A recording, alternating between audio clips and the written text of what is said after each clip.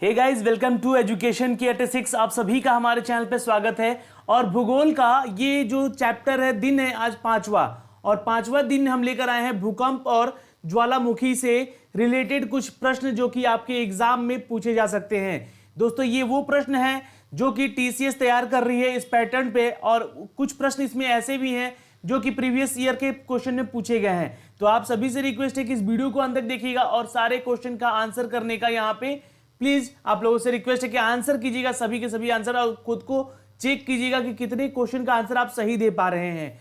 चलिए, कुछ क्वेश्चन ऐसे मिलेंगे जो कि नए पैटर्न पे होंगे, कुछ क्वेश्चन ऐसे मिलेंगे जो कि प्रीवियस ईयर में पूछे गए होंगे। इसका पीडीएफ मैं टेलीग्राम पे डाल दूंगा, अथवा आप लोग इसका पीडीएफ लेने के लिए हमारे व्हाट्सएप ग्रुप पे भी ज्वाइन कर सकते हैं, जिसका लिंक मैंने अबाउट वाले पोर्शन में दिया हुआ है अपने चैनल के। तो वहां से जाके आप देख सकते हैं, हमें ज्वाइन कर सकते हैं वहां भी, और आपको पीडीएफ दोनों जगह प्रोवाइड कर दिया जाएगा। तो प्लीज पीडीएफ के लिए ज्यादा टेंशन ना ले आप लोग, क्योंकि पीडीएफ से ज्यादा यहाँ इंपॉर्टेंट है इस वीडियो को देखना, क्योंकि वीडियो देखोगे तो अलग अलग कुछ क्वेश्चन जो मैं लेकर देता हूं आप सभी को, वो शायद आपको पीडीएफ में ना मिलेगा।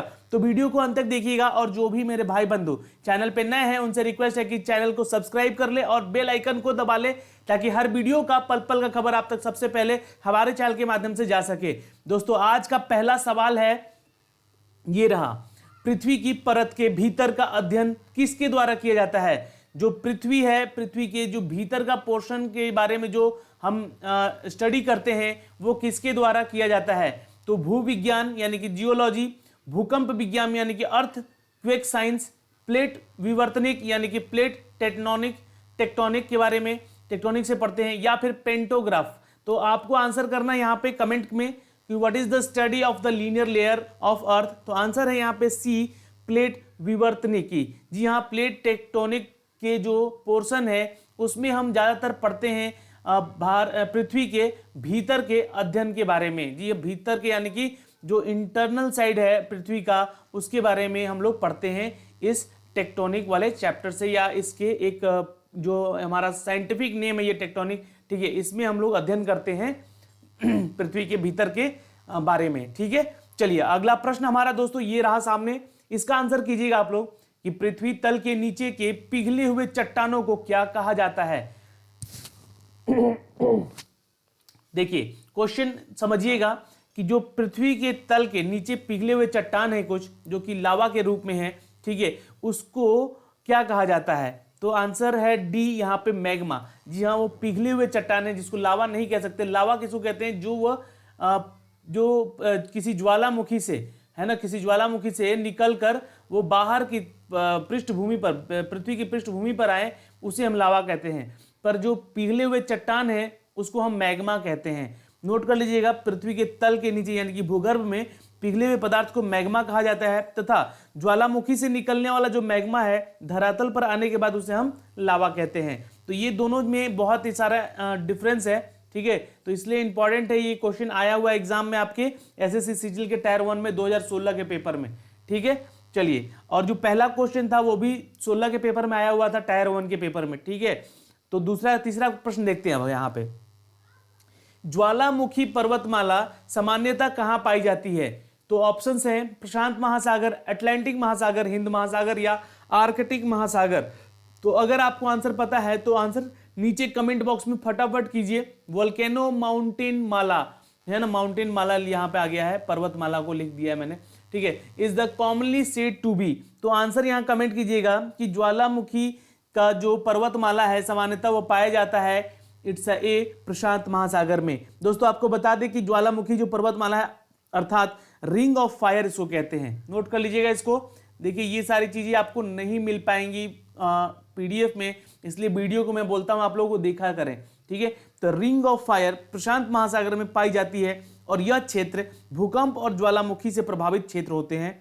इनफैक्ट आपको बता दें मैं कि यह प्रशांत महासागर में प्लेट जो टेक्टोनिक प्लेट होती हैं, है ना, जो प्लेट टेक्टोनिक होती हैं, उनके किनारों पर फैला हुआ रहता है। और साथ ही साथ आपको बता दें कि विश्व का अधिकांश ज्वालामुखी यहीं उत्पन्न होता है। कहाँ पे? तो प्रशांत महासागर में। तो क्वेश्चन देखिए, यहाँ पे लगभग 63% ज्वालामुखी जो है आपके प्रशांत महासागर में है। तो ये एक डेटा है, इसको नोट कर लीजिएगा। इसको क्या कहते हैं? रिंग ऑफ फायर कहते हैं। तो इंपॉर्टेंट है ये क्वेश्चन, आपके एग्जाम में आया हुआ है, कब? तो 2016 के ही टायर 1 के पेपर में आया हुआ है एसएससी सीजीएल में, और आरआरबी के पेपर में आया हुआ है 2016 में ही।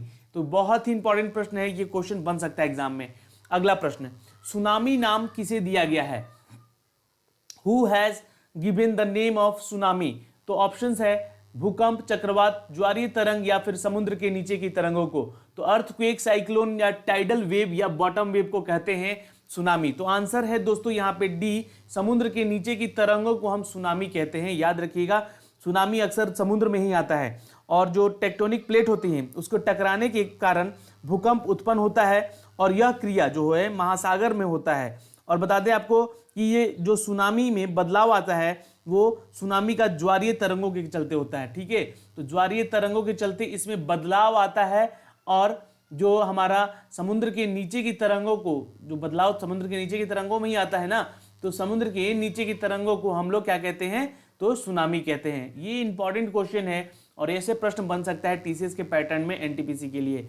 और जो भी मेरे भाई बंधु एसएससी सीजीएल की तैयारी कर रहे हैं या फिर सीएचएसएल की तैयारी कर रहे हैं, उन सब के लिए बता दें कि ये वीडियो इंपॉर्टेंट है। ठीक है, ना कि सिर्फ ये एनटीपीसी के लिए और आरआरबी के लिए, क्योंकि दोनों का सिलेबस पैटर्न बिल्कुल सेम है।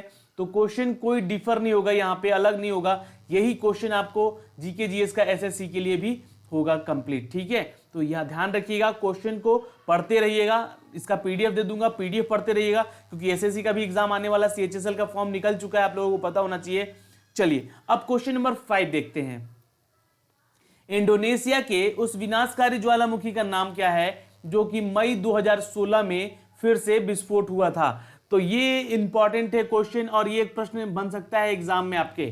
ठीक है, तो ऑप्शन है माउंट सिंगाबुंग, माउंट मेरापी, माउंट रिजनी या फिर माउंट इंगंग। तो नोट कर लीजिएगा, इंपॉर्टेंट है क्वेश्चन, ये क्वेश्चन बन सकता है एग्जाम में आपके। आंसर है ए, माउंट सिंगाबुंग। यहां नोट कर लीजिएगा, इसका आंसर है दोस्तों माउंट सिंगाबुंग। इंडोनेशिया का माउंट सिंगाबुंग जो है उसमें विनाशकारी ज्वालामुखी उत्पन्न हुए हैं मई 2016 में, और फिर से ये होने की संभावना इसकी बताई जा रही है। और इससे पहले ये 2014 में हुआ था यहाँ पे इसका विस्फोटक, जो कि इंडोनेशिया को तबाह कर दिया था, उसके अर्थव्यवस्था को भी इनफैक्ट बहुत ही डमाडोल हो गया था, और उसकी जनजीवन को भी प्रभावित किया गया था। और ये एक बहुत ही बड़ा खतरनाक कह सकते हैं, ये माउंट सिंगाबुंग जो है ज्वालामुखी है, जो बहुत ही खतरनाक है। ठीक है, चलिए, और ये कहाँ स्थित है? सिंगाबुंग इंडोनेशिया में, तो सुमात्रा। नोट कर लीजिएगा, ये इंपॉर्टेंट है, सुमात्रा में ये अवेलेबल है। ठीक है, अगला प्रश्न, क्वेश्चन नंबर 6 देखते हैं कि सेकंड नेम ऑफ अर्थक्वेक, भूकंप का दूसरा नाम क्या है? तो टीचर, कंपन यानी कि शिवरिंग, टेम्पर यानी कि टेम्पर, और इनमें से कोई नहीं यानी कि नन ऑफ दिस। तो आंसर अगर आपको पता होगा ही, क्योंकि ये इंपॉर्टेंट बहुत बार क्वेश्चन पूछा गया है ये आपके एग्जाम में, तो ये रिपीटेड प्रश्नों में से एक है। तो अर्थक्वेक का दूसरा नाम है दोस्तों यहाँ पे बी, कंपन, जिसको हम लोग कहते हैं शिवरिंग। ठीक है, कंपन होना तो भूकंप आता है ना, भूकंप आता है तो कंपन होता है। ठीक है, याद रखिएगा। और इसके लिए एक अब मैं आपको बता दूं कि जो भूकंप के टेक्टोनिक होते हैं, जो ज्वालामुखी क्रिया, भ्रंश, जलीय भार, भू संतुलन, उल्कापात, परमाणु बम के परीक्षण के कारण भी ये भूकंप आने की आता है। ठीक है, तो ये कारण है भूकंप के आने का। क्या क्या है कारण? तो देख लीजिए, टेक्टोनिक प्लेटों का हिलना, या फिर भ्रंश, जलीय भार का हिलना, या फिर भू में असंतुलन होना, या फिर उल्कापात यानी कि जो धूमकेतु होते हैं, कॉमेट होते हैं, वो पृथ्वी पे गिरना, या फिर परमाणु बम का कहीं परीक्षण होता है, जिसके चलते भी भूकंप का झटका महसूस किया जाता है। तो इसका दूसरा नाम कंपन है, याद रखिएगा। अगला प्रश्न देखते हैं, क्वेश्चन नंबर 7 क्या कहता है कि भूकंप के होने के कारण क्या होता है? अब ये क्वेश्चन जो है आपको मैं बता दूं कि क्वेश्चन नंबर जो 7 है, भूकंप के होने का कारण क्या है, ये पूछा गया है एसएससी सीजीएल के 2015 के पेपर में, टायर 1 में ही पूछा गया है। तो इसको इंपॉर्टेंट है क्वेश्चन, ये क्वेश्चन बन सकता है एग्जाम में। ठीक है, क्योंकि देखो बहुत लंबे अरसे के बाद ना रेलवे का एग्जाम सारे हो रहे हैं, और रेलवे का जो ग्रुप डी का और ग्रुप एएलपी सीबीटी 2 का और एएलपी सीबीटी 1 का जो जितने भी प्रश्न हैं वो सभी आपको अगर हमारे चैनल पे जाएंगे तो उसका सारा एनालिसिस दिया गया है, उस सब वीडियो का अलग अलग फोल्डर बनाया गया है प्लेलिस्ट में, वहां सब क्वेश्चन मिलेंगे। तो इन सभी प्रश्नों को एक एक बार जरूर देखें आप लोग पीछे के वीडियोज में जाके, ठीक है, वो मिलेंगे आपको वहां पे। और यहाँ पे इसका आंसर कीजिएगा सातवां कि भूकंप का होने का जो कारण है वो होता है टेक्टोनिक प्लेटों का हिलना है। ठीक है, टेक्टोनिक इज द रीजन, जिसको हम लोग विवर्तनिक कहते हैं हिंदी में। अगला प्रश्न देखते हैं कि एक ही समय में कंपन करने वाले स्थानों को क्या कहते हैं। और ये प्रश्न आया हुआ है आरआरबी के ग्रुप डी के एग्जाम में, आपके पूछा गया था 2010 के पेपर में। ठीक है, तो ये पैटर्न अलग नहीं हुआ है, क्वेश्चन सेम बन सकता है यहाँ से। तो एक ही समय कंपन करने वाले स्थानों को क्या कहते हैं, तो सह भूकंप रेखाएं, भूकंपन रेखाएं, सह भूकंपन रेखाएं या सम भूकंपन रेखाएं। तो ये इतने सारे नाम है यहाँ पे। आंसर है यहाँ पे दोस्तों ए, सह भूकंपन रेखाएं। जी हाँ, इसको नोट कर लीजिएगा, इंपॉर्टेंट है 8वां नंबर क्वेश्चन कि जब एक ही समय पर होने वाले भूकंप क्षेत्रों में मिलने वाली जो रेखाएं होती हैं उसको कहते हैं होमोसिस्मल लाइन। जी हाँ, क्या कहते हैं उसको, होमोसिस्मल लाइन कहते हैं उसको, ये नोट कर लीजिएगा। और समान भूकंपीय तीव्रता वाले जो होते हैं स्थान, उनको मिलाने वाले रेखा को सम भूकंपीय रेखा कहते हैं। ये जो सम भूकंप रेखा है किसको कहते हैं, तो जो समान रेखाओं को मिला देता है, यानी कि जो अगर पृथ्वी में दो समान रेखाएं हैं उनको ये एक दूसरे में मिला देता है, तो इसको सम भूकंपन रेखाएं कहते हैं, जो कि भूकंप से ही उत्पन्न होता है। चलिए अगला हमारा जो प्रश्न है वो कुछ इस तरह है कि पृथ्वी के अधिकांश सक्रिय ज्वालामुखियों कहाँ पाए जाते हैं। दोस्तों देखिए, जितने भी क्वेश्चन मैं दे रहा हूं ये तो ठीक है, आपको पढ़ना पड़ेगा ही, किसी भी तरह करके याद करना पड़ेगा, क्योंकि ये सारे क्वेश्चन इंपॉर्टेंट है, आए हुए हैं और आ सकते हैं यहाँ से। ठीक है, पर जो लोग तैयारी नहीं कर रहे हैं अभी इस सीजन में, तो वो बेवकूफ़ी कर रहे हैं। क्योंकि देखो, ये जो पूरा सेशन है 2019 का, 2019-20 का, इसमें अगर आपकी नौकरी नहीं लगी तो समझना कि ये फिर कभी नहीं लगेगी, क्योंकि अभी इसमें इतनी नौकरियों की बाढ़ आने वाली है। एक तो इलेक्शन के चलते बहुत सारे जॉब्स निकाले जा रहे हैं, हर स्टेट में, हर केंद्र सरकार की तरफ से बहुत सारे जो योजनाओं को रिलेटेड जो जॉब निकल रहे हैं, उन सब पे आपको फोकस करने की जरूरत है। ढूंढते रहिए कि कहाँ सबसे पहला अपॉर्चुनिटी मिल रहा है आपको, घुसिए जहां भी है ना, जहां भी अपॉर्चुनिटी मिल रहा है आपको पहला, तो तैयारी रहेगा तब तो आप घुस पाओगे कहीं। तो तैयारी जम के कीजिए, थोड़ा सा, मतलब 6 घंटा सिर्फ पढ़ने को मैं बोलता हूँ कि 6 घंटा अगर मन लगा के पढ़ लो घर में बैठ के, तो ये कोई सा भी एग्जाम आप निकालने के लिए सक्षम हो। ठीक है, तो यहाँ पे मैं आपको एक ही बात बोलूंगा कि क्वेश्चन करते समय ये ध्यान रखिएगा कि आपको याद करना है यहाँ से, फिर पीडीएफ पढ़ने की जरूरत नहीं, पीडीएफ रिवीजन के लिए दिया जाता है आपको। ठीक है, तो चलिए इसका आंसर कीजिए, बातें बहुत हो गई। आंसर है बी, प्रशांत महासागर। पृथ्वी के अधिकांश सक्रिय ज्वालामुखी कहां पाए जाते हैं, तो आंसर है पृथ्वी का प्रशांत महासागर में। ओके, बता दें कि इसमें जो अभी मैंने थोड़ी देर पहले बताया भी था फर्स्ट क्वेश्चन में, 63% जो है ज्वालामुखी यहाँ पे पाए जाते हैं। ठीक है दोस्तों, और ये अग्निय वलयाकार होते हैं, यानी कि वो कुछ राउंड शेप में इसका जो ज्वालामुखी है वो निकलता है। ठीक है, चलिए अगला हमारा जो प्रश्न है क्वेश्चन नंबर 10 को देखते हैं। यहाँ पे क्वेश्चन नंबर 10 क्या कहता है दोस्तों, यहाँ पे आंसर कीजिएगा आप लोग। चलिए फटाफट देखिए, अधिकांशतः जो विध्वंसकारी, माफ कीजिएगा, विध्वंसकारी भूकंप का कारण होता है सामान्यतः कहाँ होता है, तो सुस्थिक गति यानी कि सस्पिशियस स्पीड पे, समस्थिक संयोजन यानी कि इक्वल एडजस्टमेंट पे, पृथ्वी के प्लेटों का संचलन यानी कि पृथ्वी के प्लेटों का ऑपरेशन और ज्वालामुखी विस्फोटक से। तो अधिकांशतः जो विध्वंस भूकंप का कारण होता है वो होता है पृथ्वी के प्लेटों के खिसकने से। जी हाँ, पृथ्वी के नीचे जो सिस्कोनिक प्लेट्स हैं वो अगर आपस में टकराते हैं तो बहुत ही ज्यादा, मतलब कह सकते हैं भारी मात्रा में भूकंप से आपको नुकसान होने की संभावनाएं हैं। अगला प्रश्न देखते हैं कि एक विशेष प्रकार का कुआं जिसके जल स्तंभ के दबाव के कारण पानी स्वतः एक छेद से बाहर की यानी कि भूपृष्ठ पर उठकर आने लगता है, तो वो कारण बताइए। वो है बम्बकुंप, सोता यानी कि जिसको हम लोग स्रोत कहते हैं, गर्म सोता यानी कि उष्ण स्रोत, उत्सुर्त कूप यानी कि रिटर्निंग कपल जो कंप कहते हैं उसको, वो है। तो आंसर यहां नोट कर लीजिएगा, यहां आंसर है दोस्तों इट्स अ डी, उत्सुर्त कूप। अब ये उत्सुर्त कूप है क्या, तो देखिए सबसे पहले ऑस्ट्रेलिया जो है वो विश्व का सबसे छोटा महाद्वीप में आता है, अतः इस द्वीपीय महाद्वीप भी कहते हैं इसको। ठीक है, तो ये एक इंपॉर्टेंट क्वेश्चन है, ध्यान दीजिएगा। ऑस्ट्रेलिया क्या है, तो यहां से देखिए 2-3 क्वेश्चन बनेंगे। ऑस्ट्रेलिया क्या है, तो विश्व का सबसे छोटा महाद्वीप है, अतः इस द्वीपीय महाद्वीप इसको क्या कहते हैं, द्वीपीय महाद्वीप भी कहते हैं। उसके अलावा वर्षा की कमी के कारण मध्यवर्ती निम्न भूमि के असंख्य गहरे कुएं खोदे गए हैं, वहां पे बहुत सारे कुएं खोदे गए हैं, है ना, जिसमें अपने आप बड़े वेग से पानी जो है ऊपर निकलता रहता है, और ये उत्सुर्त कूप यानी कि अर्स्टाइन वेल्स कहते हैं इसको, ठीक है। यहाँ रिटर्निंग कूप के अलावा इसको क्या कहते हैं, ये नोट कर लीजिएगा, ये अर्टेशियन वेल्स कहते हैं इसको, ठीक है, कुएं कहते हैं, अर्टेंशियन वेल्स, ठीक है। तो उत्सुर्क कूप यानी कि कुआं कहते हैं इसको, कूप यानी कुआं होता है ना। तो ये कहाँ पाए जाते हैं सबसे ज्यादा, क्योंकि ऑस्ट्रेलिया में सबसे गर्म प्रदेश है, ठीक है, वो तो गर्म प्रदेश होने के चलते लोग वहां पे इतने सारे कुएं खोद के रखे हैं कि वहां पे जो जल स्तंभ होता है उसके दबाव के कारण उसमें पानी स्वतः ही बाहर की तरफ फेंकने लगता है, और वहां पे जो जल की आपूर्ति है वो की जाती है। चलिए, ये इंपॉर्टेंट था, यहां से 3-4 क्वेश्चन बन सकते हैं एग्जाम में। अगला प्रश्न देखते हैं कि भूकंप का अपकेंद्र कहां होता है।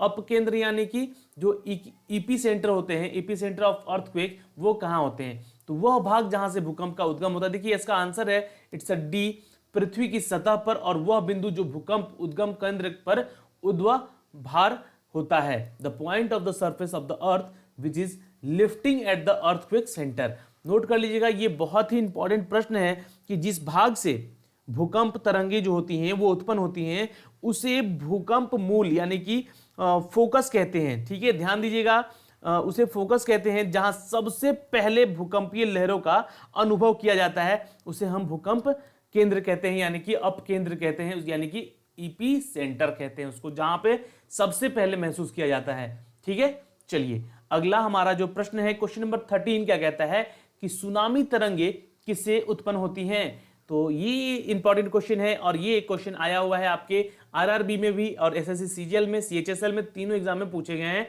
2016 के ही पेपर में, ठीक है। तो इसका आंसर कीजिएगा, समुद्र के नीचे तरंगों से, चंद्रमा के आकर्षण यानी कि गुरुत्वाकर्षण से, समुद्र के ज्वार से, या चक्रवात से। तो सुनामी जो है दोस्तों ये निकलता है समुद्र के नीचे उठी हुई तरंगों से। तो बॉटम वेव जिसको कहते हैं हम लोग, उसके कारण समुद्र में तरंगे उठती हैं, जिसके चलते सुनामी की तरंगे कुछ तेजी से उठ जाती हैं, ठीक है। तो ये इंपॉर्टेंट है क्वेश्चन, नोट कर लीजिएगा। क्वेश्चन नंबर 14 कि सागर तट की ओर जाने वाली तरंग को क्या कहते हैं। सागर के तट की ओर जाने वाले तरंग को क्या कहते हैं, तो ये कहते हैं सुनामी। जी हाँ दोस्तों, सागर के किनारे ही तो सुनामी आती है ना। जैसे कि अभी कुछ दिन पहले उड़ीसा में आई हुई थी, ठीक है, कुछ दिन पहले मुंबई में भी एक बार आ चुकी है। तो सागर के तट की ओर जाने वाली तरंगों को कहते हैं हम लोग सुनामी। नोट कर लीजिएगा, इंपॉर्टेंट है क्वेश्चन, और ये क्वेश्चन पूछा गया है आपके जो सीएचएसएल का मैट्रिक लेवल का जो हुआ था मल्टीटास्किंग का एग्जाम, उसमें ये क्वेश्चन पूछा गया था। तो सुनामी महासागर में उत्पन्न होती है, ये सभी को पता है, और यह सागर तट की ओर प्रवाहित होती है, यानी कि सागर से निकल के तट की ओर जाती है, और भूकंप और ज्वालामुखी के कारण सुनामी तरंगे जो है उत्पन्न होती हैं, ठीक है। अगला प्रश्न देखते हैं, क्वेश्चन नंबर 15 क्या कहता है, निम्नलिखित में से कौन ज्वालामुखी मैक्सिको में स्थित है। तो कोलिमा, पुरासे, सेमेरू या इटना। तो आंसर है दोस्तों इट्स ए, कोलिमा, ठीक है। ये इटना जो है शहर का नाम है, ब्रिक्स यहाँ पे कन्वर्ज हो गया है, ठीक है, इटना जो है शहर का नाम है। तो कोलिमा जो है वहाँ जो है ज्वालामुखी जो है मैक्सिको में सबसे ज्यादा भी होता है और ज्वालामुखी में स्थित है, ठीक है। ज्वालामुखी मैक्सिको में कौन सा है, माफ कीजिएगा, निम्न से कौन ज्वालामुखी मैक्सिको में स्थित है, तो कोलिमा है, ठीक है। कोलिमा नाम से शहर भी है वो, और ये है इस ज्वालामुखी का नाम भी है, ठीक है। अगला प्रश्न देखते हैं, क्वेश्चन नंबर 16 है कि निम्नलिखित में से किसको ज्वालामुखी पर्वतमाला कहा जाता है। तो ये इंपॉर्टेंट है, क्वेश्चन नंबर 16 का आंसर कीजिएगा दोस्तों यहाँ पे कि किसे इनमें से ज्वालामुखी पर्वतमाला कहा जाता है। तो आंसर है यहाँ पे इट्स ए, प्रशांत कटिबंधों को। जी हाँ, प्रशांत कटिबंध जो है कि ज्वालामुखी ऐसे हैं जो पर्वतमाला अर्थात रिंग ऑफ द फायर है ना, मैंने अभी बताया थोड़ी देर पहले आपको, उससे हम लोग प्रशांत कटिबंध के क्षेत्र को कहते हैं। और यह क्षेत्र जो है अनेक ज्वालामुखियों की श्रृंखलाओं का एक समूह है, और जैसे कि हवाई द्वीप है, जापान द्वीप है, और अल्सुयन द्वीप है, ये समूह जो है आदि, ये सभी आते हैं प्रशांत कटिबंध के अंदर ही आते हैं, ठीक है। तो ये सारे नाम नोट कर लीजिएगा। एक तो क्या है आपका, एक तो है आपका जापान द्वीप, हवाई द्वीप, ठीक है, जापान द्वीप और हवाई है ना, हवाई द्वीप, और एक है आपका अल्यूशियन है ना, एल्यूशियन द्वीप, तो ये सारे जो हैं द्वीप जो हैं ये आते हैं प्रशांत कटिबंध के अंदर। तो ये एक पर्वतमाला की श्रृंखलाओं का समूह है, ठीक है। चलिए अगला हमारा जो क्वेश्चन है कि ज्वालामुखी के कप, है ना, कप यानी कि कप है, ज्वालामुखी के कप के आकार के मुख को क्या कहते हैं? जो ये कुछ इस तरह का बन जाता है जहां से ज्वालामुखी निकलती है, ठीक है, यहाँ से ज्वालामुखी निकलती है, तो इस कप के आकार को क्या कहते हैं? तो ऑप्शन है आपका यहाँ पे आंसर है क्रेटर।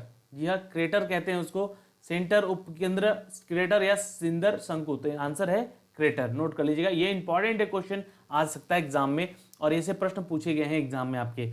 अगला सवाल देखते हैं कि भूकंप के परिणाम को मापने के लिए साधन को क्या कहा जाता है?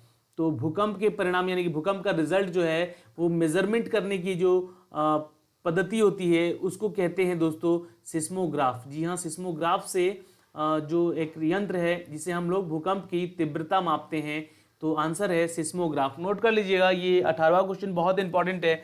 सिस्मोग्राफ क्या करता है? तो भूकंप का रिजल्ट मापता है कि कितनी तीव्रता से कोई भूकंप आया है, और भूकंप विज्ञान की वह शाखा है जिसके अंतर्गत भूकंप का अध्ययन किया जाता है और सिस्मोलॉजी अर्थात भूकंप विज्ञान कहलाता है। सिस्मोलॉजी यानी कि देखो यहाँ पे एक और क्वेश्चन बन गया, जो सिस्मोलॉजी होता है, सिस्मोलॉजी होता है, इसमें हम लोग भूकंप के बारे में अध्ययन करते हैं, ठीक है। तो ये क्वेश्चन बन सकता है एग्जाम में, क्या कहते हैं भूकंप के बारे में अध्ययन करना, तो सिस्मोलॉजी कहते हैं उसको। और ये स्केल पे मापा जाता है, तो 1 से लेकर 11 तक का मर्केली स्केल होता है, 1 से लेकर 11 तक का मर्केली स्केल होता है, और उसके बाद जो 12 होता है उसके ऊपर हम लोग मापते हैं। उससे ऊपर गया तो समझना कि पृथ्वी तहस नहस हो जाएगी, ठीक है। अगर ये 12 के ऊपर गया तो पृथ्वी का बर्बादी लिखा हुआ है, ये नोट कर लीजिएगा। पर 1 से 11 के बीच में ही अभी तक का जो सबसे हैवीएस्ट मतलब भूकंप आया है इसके बीच में रहा है, और जहां आया है वहां तबाही ही मचा है। अगला प्रश्न देखते हैं कि विश्व का सबसे ऊंचा ज्वालामुखी कौन है इसमें। चलिए तो आंसर कीजिएगा, विश्व का सबसे ऊंचा ज्वालामुखी है दोस्तों, उसका नाम है कैटोपैक्सी पर्वत। जी हाँ, कोटोपैक्सी जिसको कहते हैं, कोटोपैक्सी पर्वत जो है वो सक्रिय ज्वालामुखी से बना है, और यह पर्वत इक्वाडोर की राजधानी क्वेटो में स्थित है। इक्वाडोर है ना, इक्वाडोर की राजधानी क्वेटो में स्थित है, आप सभी को पता होना चाहिए। और उसके अलावा वैसे ज्वालामुखी जिनमें लावा, गैस और विखंडित पदार्थ सदैव निकला करते हैं सक्रिय ज्वालामुखी कहलाते हैं, और इसको लिपारी द्वीप के नाम से भी जाना जाता है। क्या जाना जाता है? तो लिपारी द्वीप के नाम से भी जाना जाता है इसको, ठीक है, इस ज्वालामुखी को। अगला प्रश्न देखते हैं, क्वेश्चन नंबर 20 क्या कहता है कि ज्वालामुखी की सक्रियता सबसे अधिक कहां पाई जाती है? तो आप सभी को मैंने बताया ये हवाई है जगह, ठीक है, जो कि पर्वत श्रृंखलाओं का एक समूह है, ये तीनों का तीनों, ठीक है। एक न्यूजीलैंड भी है इसमें। तो आपको बता दें कि ये समूह है उन पर्वत श्रृंखलाओं का जो कि ज्वालामुखी से ही निकला है, और हवाई जो है सबसे सक्रिय और अधिक पाया जाता है वहां पे ज्वालामुखी, ठीक है, सक्रिय ज्वालामुखी। तो दोस्तों ये आज के सिनारियो में जितने भी प्रश्न थे आपके आने वाले एग्जाम के लिए मोस्ट इंपॉर्टेंट प्रश्न थे, और यहाँ से सारे प्रश्न आ सकते हैं एग्जाम में।